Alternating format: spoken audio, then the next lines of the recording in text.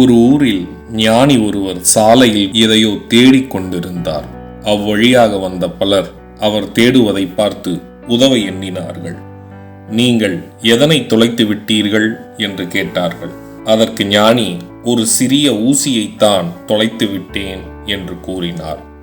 தெருவிலே ஊசியை தொலைத்துவிட்டு தேடி எடுக்க முடியுமா என்று எண்ணிக்கொண்டு, ஐயா, குறிப்பாக ஊசி எங்கே விழுந்தது என்று சொல்ல முடியுமா என்று கேட்டனர்.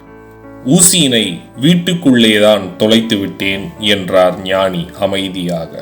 அனைவரும் திகைத்து போனார்கள்.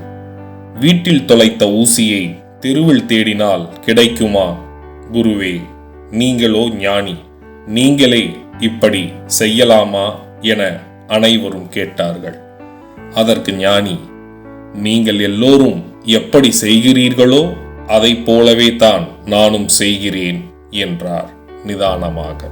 கூடியிருந்த அனைவரும், நாங்கள் எல்லோரும் இப்படியா செய்கிறோம், என்ன கூறுகிறீர்கள்? ஒருபோதும் நாங்கள் இப்படி செய்யவில்லையே, ஆச்சரியமாக கேட்டார்கள் மக்கள் அனைவரும். அதற்கு ஞானி, ஆம், நீங்கள் எல்லோருமே இப்படித்தான் செய்கிறீர்கள். மன அமைதியும் சந்தோஷமும் மனதிற்குள்ளே தான் இருக்கிறது.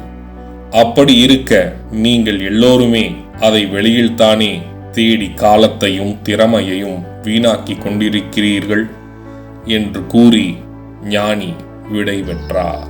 அனைவரும் ஞானியின் விளக்கத்தை கேட்டு பிரமித்து போய் அவர்களின் மனநிலையும் அவர்கள் உணர்ந்தார்கள். கதையின் நியதி, நம் மன அமைதி என்பது நம்மிடத்தில் மட்டுமே இருக்கிறது. அது எங்கு தேடினாலும் கிடைக்காது, நம் மனதை நாம் புரிந்து கொள்ளும் வரைக்கும்.